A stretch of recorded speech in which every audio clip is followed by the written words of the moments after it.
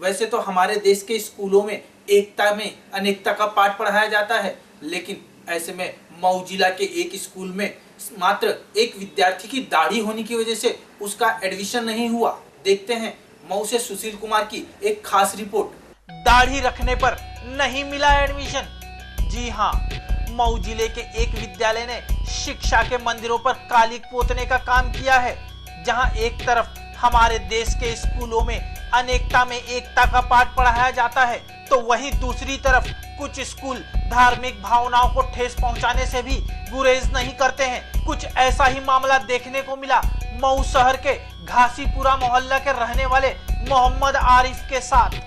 आरिफ ने 10वीं की परीक्षा अच्छे नंबरों से पास की है और जिले के ही एक स्कूल अमृत पब्लिक स्कूल में एडमिशन लेना चाहते थे, लेकिन आरिफ का एडमिशन इसलिए नहीं हुआ कि उसने दाढ़ी रखी हुई थी।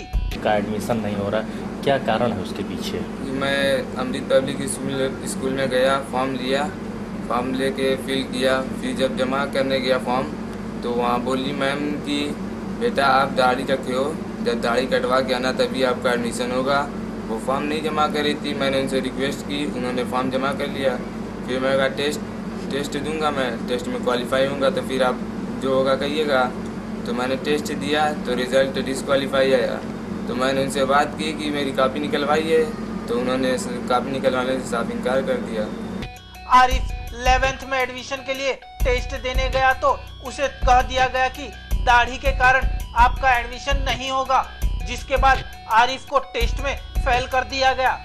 फेल होने के बाद आरिफ ने स्कूल प्रशासन पर आरोप लगाया कि दाढ़ी की वजह से उसे फेल किया गया है। उधर से कोई जवाब तो नहीं मिला अभी तक कि उन्होंने क्या किया।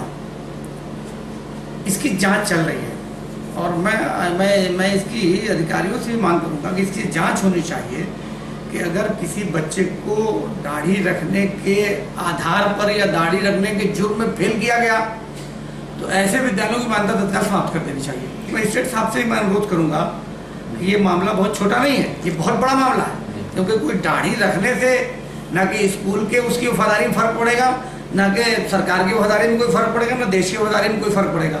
लेकिन अगर कोई शख्स दाढ़ी को पैमाना बनाकर अपने विद्यालय में एडमिशन लेना या न लेने की बात करता है, तो ये जो एक मानसिकता है, एक विशेष मानसिकता को दर्शाती है जो देश को बांटने का काम करेगी। क्योंकि आरिफ हाई स्कूल में अच्छे अंकों से पास हुआ था, ऐसे में आरिफ को अपने ऊपर पूरा विश्वास था कि वो एडमिशन टेस्ट आराम से पास कर लेगा।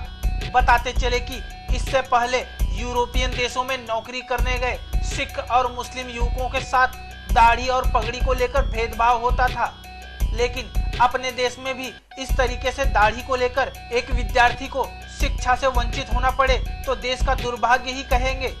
क्या आप पे बीती जब दाढ़ी को लेकर आपके ऊपर कमेंट किया गया? जब उन्होंने कमेंट किया तो मुझे लगा कि मैं एक हिंदुस्तानी नहीं हूँ और बहुत गिल्टी फील हुआ। मैं चाहता हूँ कि अब अन्य लोगों के साथ ऐसा काम न हो, इसलिए उनके साथ मुकदमा दर्ज किया है। और देश में दरार डालने वाले ऐसे शिक्षण संस्थाओं पर कड़ी कार्रवाई होनी चाहिए ताकि भविष्य में इस तरह की घटनाओं की पुनरावृत्ति ना हो।